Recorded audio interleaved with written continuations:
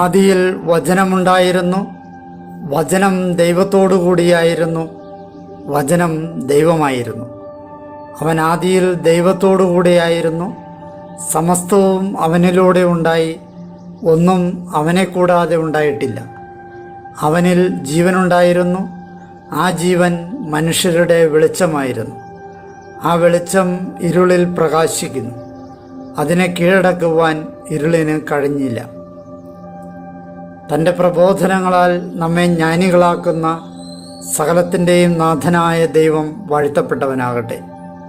ഞങ്ങളുടെ കർത്താവായ ദൈവമേ, അങ്ങയുടെ ജീവദായകവും ദൈവീകവുമായ തിരുവചനങ്ങളുടെ മധുരസ്വരം ശ്രവിക്കുന്നതിനും ഗ്രഹിക്കുന്നതിനും ഞങ്ങളുടെ ബുദ്ധിയെ പ്രകാശിപ്പിക്കണമേ. അങ്ങയുടെ വിശുദ്ധമായ പ്രബോധനത്താൽ ഞങ്ങളെ ജ്ഞാനികളാക്കണമേ. ഞങ്ങളുടെ ഇരുളടഞ്ഞ ജീവിതത്തെ അങ്ങയുടെ വചന വെളിച്ചത്താൽ പ്രകാശിപ്പിക്കണമേ. അങ്ങയുടെ വചനങ്ങളാൽ ഞങ്ങളുടെ മനസ്സിനെ ജ്വലിപ്പിക്കണമേ. ആമേൻ. ബൈബിൾ വായന 16-ാം ദിവസം. യാക്കോബിൻ്റെ മടക്കയാത്ര.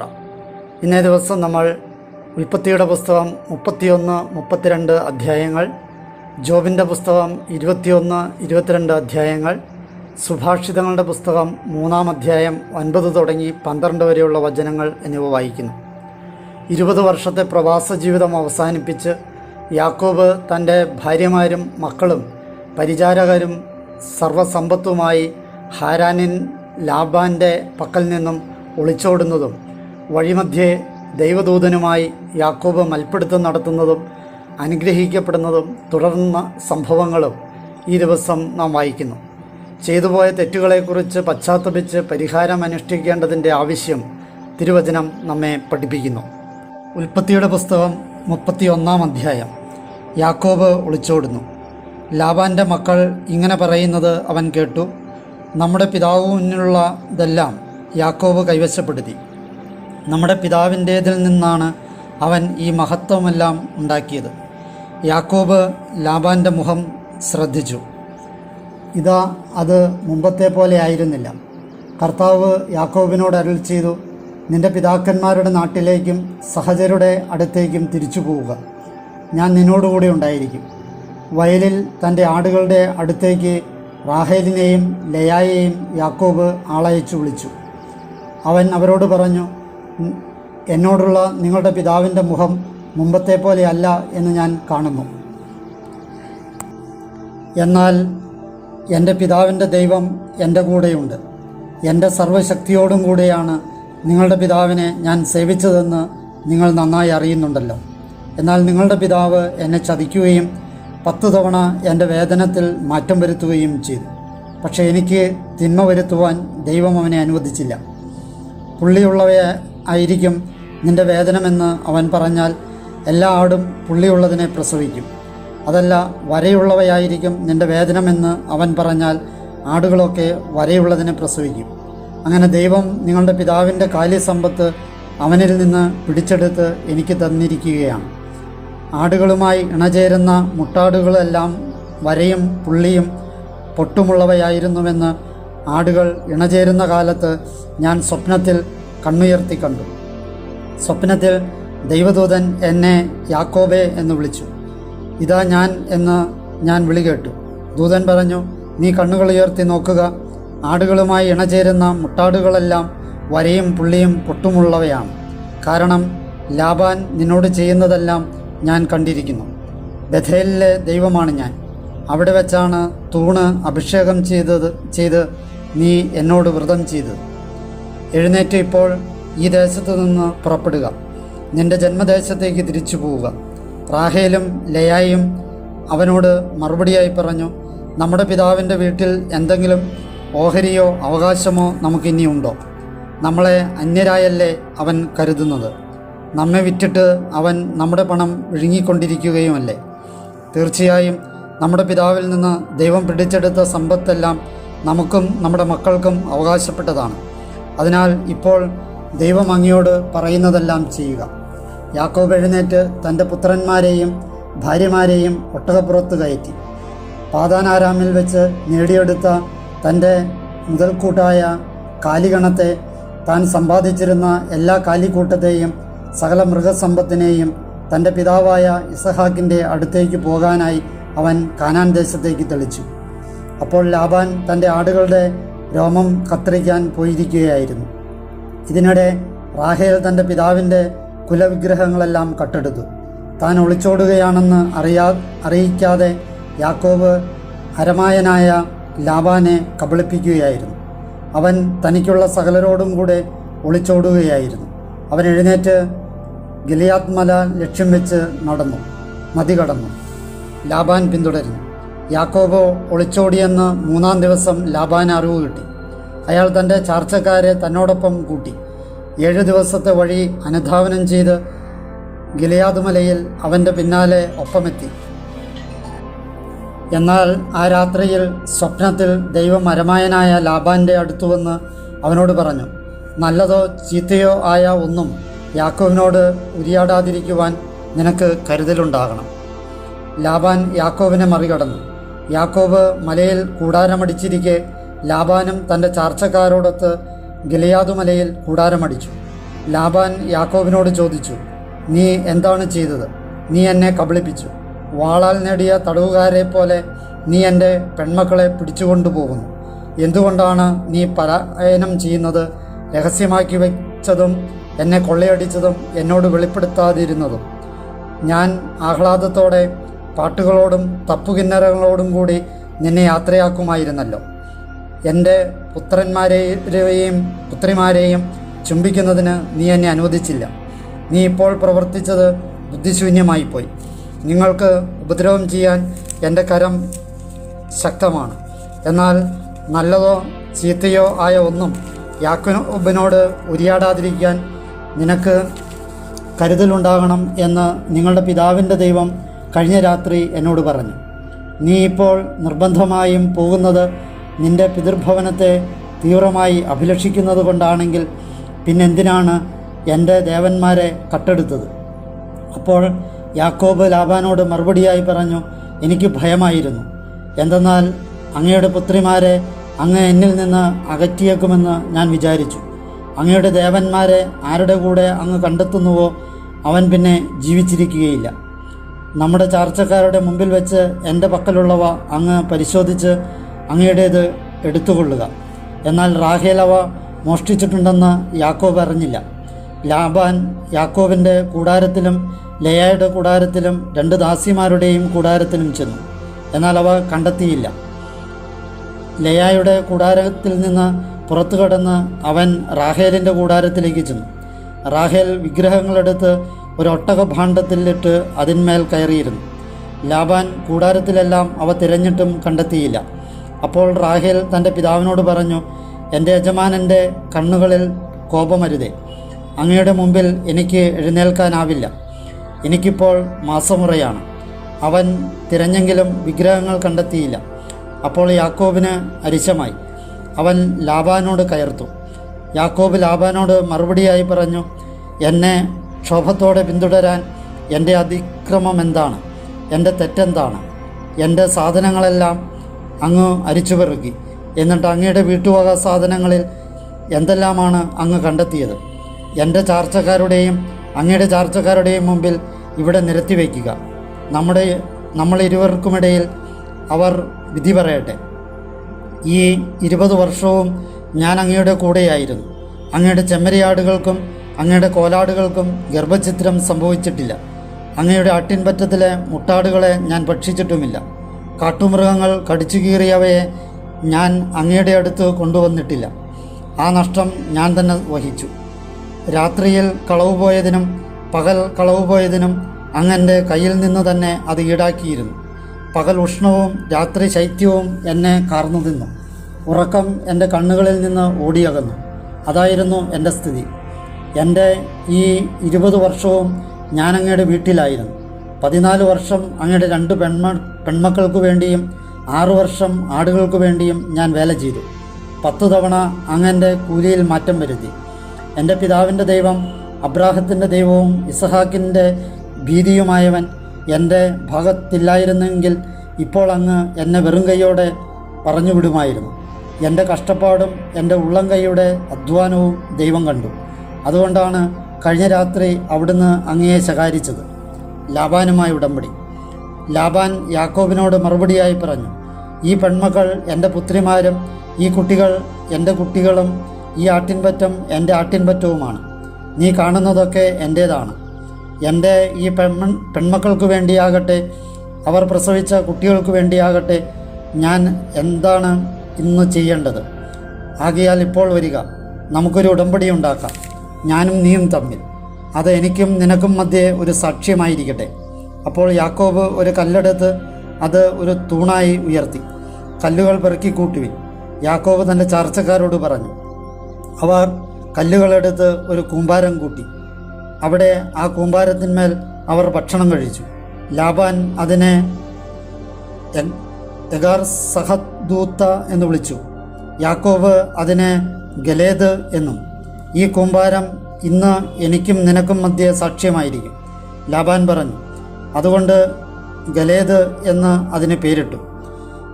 അതാണ് മിസ്പ.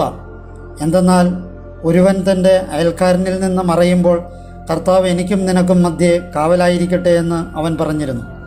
എൻ്റെ പുത്രിമാരെ നീ പീഡിപ്പിക്കുകയോ എൻ്റെ പുത്രിമാർക്ക് പകരം നീ ഭാര്യമാരെ സ്വീകരിക്കുകയോ ചെയ്താൽ ആരും നമുക്കൊപ്പമില്ലെങ്കിലും ദൈവം എനിക്കും നിനക്കും മധ്യേ സാക്ഷിയുണ്ടെന്ന് കണ്ടാലും. ലാബാൻ യാക്കോബിനോട് പറഞ്ഞു, നിനക്കും എനിക്കും മധ്യേ ഞാൻ ഉയർത്തിയിരിക്കുന്ന കൂമ്പാരമിതാ, സ്തംഭമിതാ. ദ്രോഹലക്ഷ്യത്തോടെ നിൻ്റെ അടുത്തേക്ക് ഞാൻ ഈ കൂമ്പാരം കടക്കാതിരിക്കാനും എൻ്റെ അടുത്തേക്ക് ഈ കൂമ്പാരവും സ്തംഭവും നീ കടക്കാതിരിക്കാനും ഈ കൂമ്പാരം ഒരു സാക്ഷ്യമാണ്, ഈ സ്തംഭവും സാക്ഷ്യമാണ്. അബ്രാഹത്തിൻ്റെ ദൈവം, നാഹോറിൻ്റെ ദൈവം, അവരുടെ പിതാവിൻ്റെ ദൈവം നമുക്ക് മധ്യേ ന്യായവിധി നടത്തട്ടെ. യാക്കോബും തൻ്റെ പിതാവായ ഇസഹാക്കിൻ്റെ ഭീതിയായവനെ കൊണ്ട് സത്യം ചെയ്തു. മലമുകളിൽ യാക്കോബ് ബലി സമർപ്പിച്ചു. അപ്പം ഭക്ഷിക്കാൻ തൻ്റെ ചാർച്ചക്കാരെ ക്ഷണിക്കുകയും ചെയ്തു. അവർ അപ്പം ഭക്ഷിച്ച ശേഷം മലമുകളിൽ രാപ്പാർത്തു. ഉൽപ്പത്തിയുടെ പുസ്തകം 32-ാം അധ്യായം. യാക്കോബ് തിരിച്ചു വരുന്നു. ലാബാൻ പ്രഭാതത്തിൽ ഉണർന്ന് തൻ്റെ പേരക്കുട്ടികളെയും പെൺമക്കളെയും ചുംബിക്കുകയും അവരെ അനുഗ്രഹിക്കുകയും ചെയ്തു. എന്നിട്ട് ലാബാൻ നടന്ന് സ്വന്തം സ്ഥലത്തേക്ക് തിരിച്ചുപോയി. യാക്കോബാകട്ടെ തൻ്റെ വഴിക്ക് നടന്നു. അപ്പോൾ ദൈവത്തിൻ്റെ ദൂതന്മാർ അവനെ കണ്ടുമുട്ടി. അവരെ കണ്ടപ്പോൾ യാക്കോബ് പറഞ്ഞു, ഇത് ദൈവത്തിൻ്റെ പാളയമാണ്. ആ സ്ഥലത്തിന് അവൻ മഹനായിം എന്ന് പേര് വിളിച്ചു. യാക്കോബ് തൻ്റെ സഹോദരനായ ഏസാവിൻ്റെ അടുത്തേക്ക് സെയ്ർ ഏദോമിൻ്റെ വയലിലേക്ക് തനിക്ക് മുമ്പേ ദൂതന്മാരെ അയച്ചു. അവൻ ഇപ്രകാരം അവരോട് നിർദ്ദേശിച്ചു, എൻ്റെ യജമാനനായ ഏസാവിനോട് നിങ്ങൾ ഇങ്ങനെ പറയണം, അങ്ങയുടെ ദാസനായ യാക്കോബ് ഇപ്രകാരം പറയുന്നു, ലാബാൻ്റെ കൂടെ തത്കാലവാസിയായിരുന്ന ഞാൻ ഇതുവരെയും അവിടെയായിരുന്നു. എനിക്ക് കാള, കഴുത, ആട്, ദാസൻ, പരിചാരിക എന്നിവ ഉണ്ടായിട്ടുണ്ട്. എൻ്റെ യജമാനനോട് വിവരിക്കുന്നതിനും അങ്ങയുടെ ദൃഷ്ടികളിൽ ദയ കണ്ടെത്തുന്നതിനും വേണ്ടിയാണ് ഞാൻ ആളയക്കുന്നത്. ദൂതന്മാർ യാക്കോബിൻ്റെ പക്കൽ, ഞങ്ങൾ അങ്ങയുടെ സഹോദരനായ ഏസാവിൻ്റെ അടുക്കൽ ചെന്നു. അവൻ തന്നെ 400 ആടുകളുടെ അകമ്പടിയോടെ അങ്ങയെ സ്വീകരിക്കാൻ വരുന്നുണ്ട് എന്ന് പറഞ്ഞുകൊണ്ട് തിരിച്ചു വന്നു. യാക്കോബ് വളരെയധികം ഭയപ്പെട്ടു. അവന് വേവലാതിയായി. തൻ്റെ കൂടെ ഉണ്ടായിരുന്ന ആളുകളെയും ആടുമാടുകളെയും ഒട്ടകങ്ങളെയും അവൻ 2 സംഘമായി തിരിച്ചു. ഏസാവ് 1-ാമത്തെ സംഘത്തിലെത്തി അതിനെ ആക്രമിക്കുന്ന പക്ഷം ശേഷിക്കുന്ന സംഘം സുരക്ഷിതമായിരിക്കുമല്ലോ എന്നവൻ ചിന്തിച്ചു. യാക്കോബ് പറഞ്ഞു, എൻ്റെ പിതാവായ അബ്രാഹത്തിൻ്റെ ദൈവമേ, എൻ്റെ പിതാവായ ഇസഹാക്കിൻ്റെ ദൈവമേ, നിൻ്റെ നാട്ടിലേക്കും നിൻ്റെ സഹചരുടെ അടുത്തേക്കും തിരികെ പോവുക. നിനക്ക് ഞാനെല്ലാം ശുഭമാക്കും എന്ന് എന്നോട് അരുൾ ചെയ്ത കർത്താവെ, അങ്ങയുടെ ദാസനോട് അങ്ങ് ചെയ്ത സകല കൃപകൾക്കും സകല വിശ്വസ്തതയ്ക്കും ഞാൻ ഒട്ടും അർഹനല്ല. കേവലം എൻ്റെ ഒരു വടിയുമായാണ് ഞാൻ ഈ ജോർദാൻ കടന്നത്. ഇപ്പോഴിതാ ഞാൻ 2 സംഘമായി തീർന്നിരിക്കുന്നു. എൻ്റെ സഹോദരൻ്റെ കയ്യിൽ നിന്ന്, ഏസാവിൻ്റെ കയ്യിൽ നിന്ന് എന്നെ സദയം രക്ഷിക്കണമേ. കാരണം ഞാൻ അവനെ ഭയപ്പെടുന്നു. അവൻ വന്ന് അമ്മയോടും മക്കളോടുമൊപ്പം എന്നെ കൊല്ലാൻ ഇടവരുത്തരുതേ. മാത്രമല്ല, ഞാൻ തീർച്ചയായും നിനക്ക് ശുഭം വരുത്തും. നിന്റെ സന്തതിയെ പെരുപ്പം മൂലം എണ്ണാനാവാത്ത കടൽ മണൽ തരി പോലെ ആക്കിത്തീർക്കും എന്ന് അങ്ങ് അരുൾ ചെയ്തിട്ടുണ്ടല്ലോ. ആ രാത്രി അവൻ അവിടെ കഴിഞ്ഞുകൂടി. പിന്നെ തൻ്റെ കൈവശമുള്ളതിൽ നിന്ന് അവൻ തൻ്റെ സഹോദരൻ ഏസാവിനു വേണ്ടിയുള്ള കാഴ്ച എടുത്തു. 200 പെൺകോലാട്, 20 ആൺകോലാട്, 200 പെൺചെമ്മരിയാട്, 20 ആൺചെമ്മരിയാട്, കറവയുള്ള 30 ഒട്ടകം, അവയുടെ കിടാക്കൾ, 40 പശു, 10 കാള, 20 പെൺകഴുത, 10 ആൺകഴുത എന്നിവ. ഈ ഓരോ കൂട്ടത്തെയും അവൻ തൻ്റെ ഭൃത്യന്മാരുടെ കൈവശം വെവ്വേറെ കൊടുത്ത് ഏൽപ്പിച്ചു. അവൻ തൻ്റെ ഭൃത്യന്മാരോട് പറഞ്ഞു, എനിക്ക് മുമ്പേ നടന്നു നീങ്ങുവിൻ. കൂട്ടങ്ങൾ തമ്മിൽ അല്പം അകലമിട്ടിരിക്കണം. ഏറ്റവും മുമ്പേ പോയവയെ അവൻ ഇപ്രകാരം ചുമതലപ്പെടുത്തി: എൻ്റെ സഹോദരൻ ഏസാവ് നിന്നെ കണ്ടുമുട്ടുമ്പോൾ അവൻ നിന്നോട് ഇങ്ങനെ അന്വേഷിക്കും, നീ ആരുടെ ആളാണ്? നീ എവിടേക്ക് പോകുന്നു? നിൻ്റെ മുമ്പിലുള്ള ഇതെല്ലാം ആരുടേതാണ്? അപ്പോൾ നീ പറയണം, അങ്ങയുടെ ദാസനായ യാക്കോബിൻ്റേതാണ്. എൻ്റെ യജമാനനായ ഏസാവിന് കൊടുത്തയച്ചിരിക്കുന്ന കാഴ്ചവസ്തുവാണിത്. അതാ അവനും ഞങ്ങളുടെ പിന്നാലെയുണ്ട്. തുടർന്ന് അവൻ രണ്ടാമത്തവനെയും മൂന്നാമത്തവനെയും കൂട്ടങ്ങൾക്ക് പിമ്പേ നടന്നിരുന്ന എല്ലാവരെയും ഇപ്രകാരം ചുമതലപ്പെടുത്തി: നിങ്ങൾ ഏസാവിനെ കണ്ടുമുട്ടുമ്പോൾ ഇതുപോലെ തന്നെ അവനോട് കാര്യം പറയണം. ഇതാ അങ്ങയുടെ ദാസനായ യാക്കോബ് ഞങ്ങൾക്ക് പിന്നാലെയുണ്ട് എന്നുകൂടി നിങ്ങൾ പറയണം. അങ്ങനെ എനിക്ക് മുമ്പേ നീങ്ങുന്ന കാഴ്ചവസ്തു കൊണ്ട് അവൻ്റെ മുഖം ഞാൻ മറയ്ക്കട്ടെ. അത് കഴിഞ്ഞ് ഞാൻ അവനെ നേരിൽ കാണും. ഒരുപക്ഷെ അവൻ എന്നെ സ്വീകരിക്കും എന്ന് അവൻ പറഞ്ഞു. അങ്ങനെ കാഴ്ചവസ്തു അവന് മുമ്പേ കടന്നുപോയി.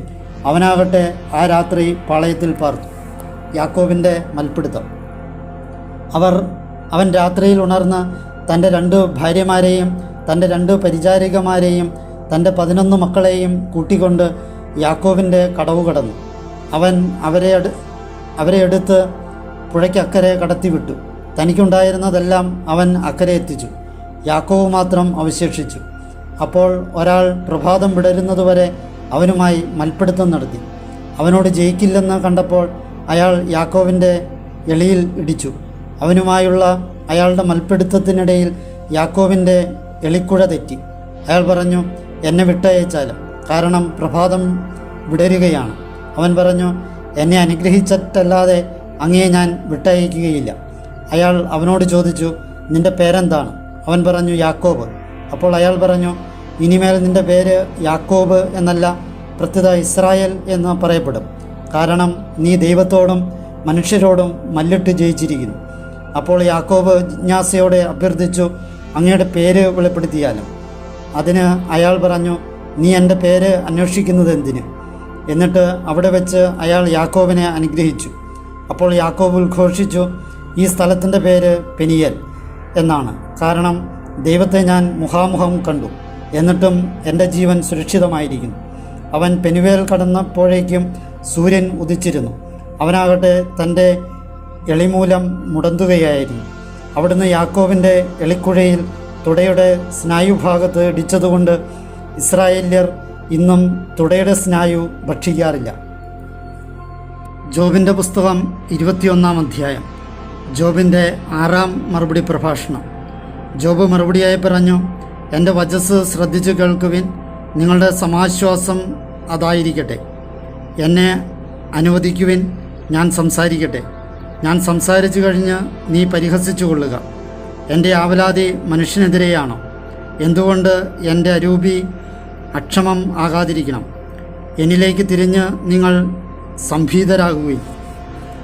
കൈ വായ്ക്കൽ വയ്ക്കുവിൻ. അത് ഓർത്തെങ്കിൽ ഞാൻ ഞെട്ടിവിറച്ചവനെ, എൻ്റെ ശരീരം വിറബാധിച്ചേനെ. ദുഷ്ടന്മാർ ജീവിച്ചിരിക്കുന്നതും വാർദ്ധക്യം പ്രാപിക്കുന്നതും കരുത്തിൽ പ്രബലരാകുന്നത് പോലും എന്തുകൊണ്ട്? അവരുടെ സന്തതി അവർക്ക് മുമ്പിൽ അവരോടൊത്ത് സുസ്ഥിതിയിലെത്തുന്നു. അവരുടെ അനന്തരഗാമികൾ അവരുടെ കൺമുമ്പിലും. അവരുടെ ഭവനങ്ങൾ ഭയത്തിൽ നിന്ന് സുരക്ഷിതമാണ്. ദൈവത്തിൻ്റെ ദണ്ഡ് അവരുടെ മേൽ ഇല്ല.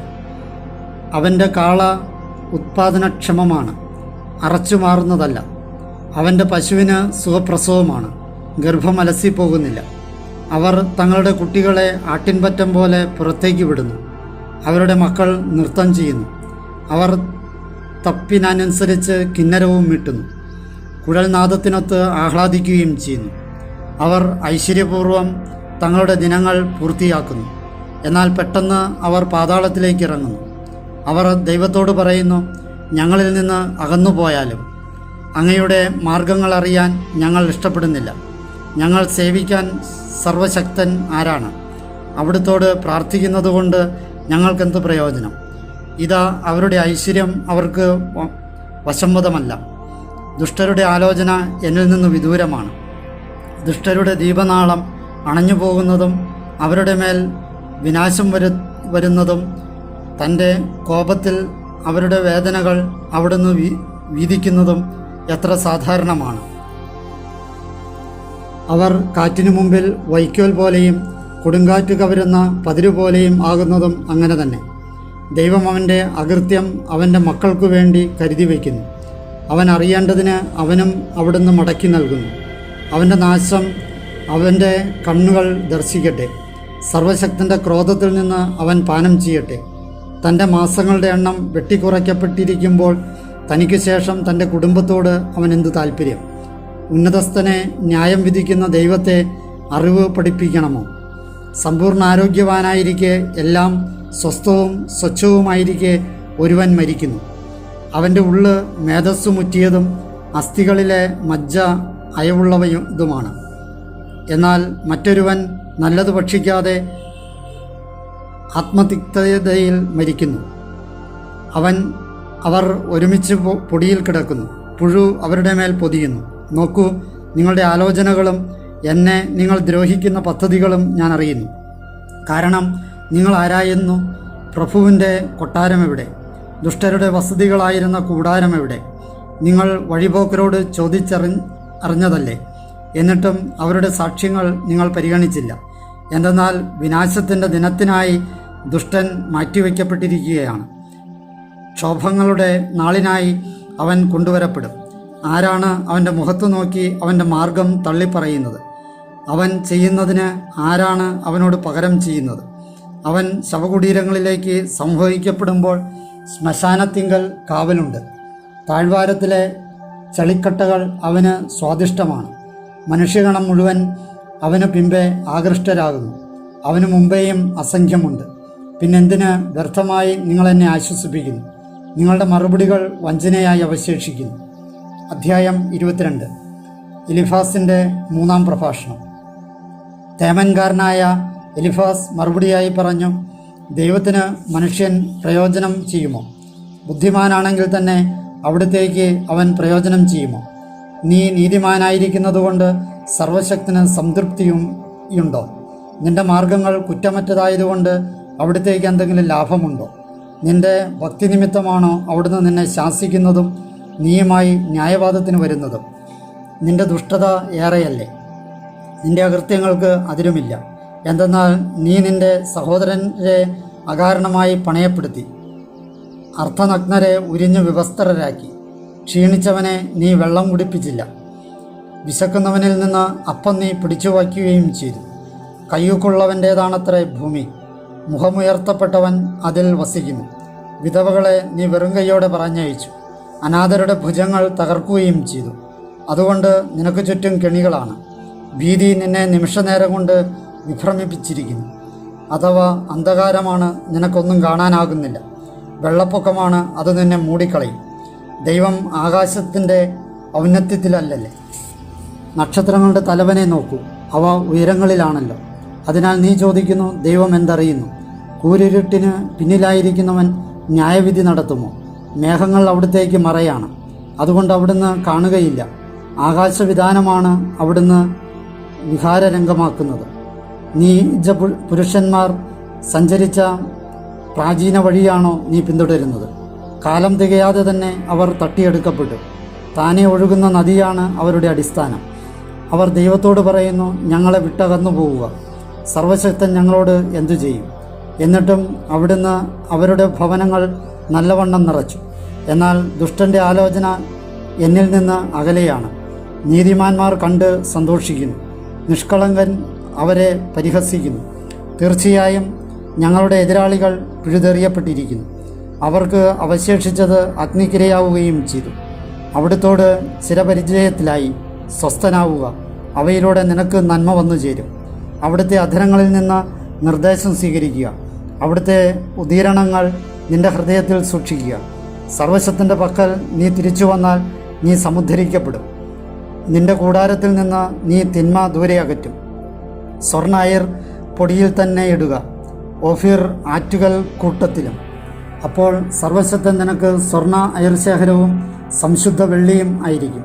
അപ്രകാരം നീ സർവശക്തനിൽ ആനന്ദിക്കുകയും ദൈവത്തിനു നേരെ നിന്റെ മുഖമുയർത്തുകയും ചെയ്യും. നീ അവിടുത്തോട് പ്രാർത്ഥിക്കും, അവിടുന്ന് നിന്നെ ശ്രവിക്കുകയും ചെയ്യും. നിന്റെ നേർച്ചകൾ നീ നിറവേറ്റും. നീ നിശ്ചയിച്ചുറപ്പിച്ചിരിക്കുന്ന കാര്യം നിനക്ക് നിറവേറ്റി കിട്ടും. നിന്റെ പാതകളിൽ പ്രകാശം തെളിയും. എന്തെന്നാൽ അവിടുന്ന് അഹങ്കാരിയുടെ വാക്ക് എളിമപ്പെടുത്തുന്നു. എന്നാൽ വിഷാദ നയനനെ അവിടുന്ന് രക്ഷിക്കും. അപരാധിയെ അവിടുന്ന് രക്ഷപ്പെടുത്തുന്നു. നിന്റെ കരതല ശുദ്ധിയാൽ അവൻ രക്ഷിക്കപ്പെടും. സുഭാഷിതങ്ങളുടെ പുസ്തകം 3-ാം അധ്യായം 9 മുതൽ 12 വരെയുള്ള വചനങ്ങൾ. കർത്താവിനെ നിന്റെ സമ്പത്ത് കൊണ്ടും നിന്റെ എല്ലാ ഉൽപ്പന്നത്തിൻ്റെയും ആദ്യഫലം കൊണ്ടും ബഹുമാനിക്കുക. അപ്പോൾ നിന്റെ കലവറകൾ സമൃദ്ധി കൊണ്ട് നിറയുകയും നിന്റെ ചക്കുകൾ വീഞ്ഞുകൊണ്ട് കവിഞ്ഞൊഴുകുകയും ചെയ്യും. എൻ്റെ മകനെ, കർത്താവിൻ്റെ ശിക്ഷണം നിരാകരിക്കരുത്. അവിടുത്തെ ശാസനയിൽ മടുക്കുകയുമരുത്. എന്തെന്നാൽ പുത്രനെ ഇഷ്ടപ്പെടുന്ന പിതാവിനെ പോലെ കർത്താവ് താൻ സ്നേഹിക്കുന്നവനെ ശാസിക്കുന്നു.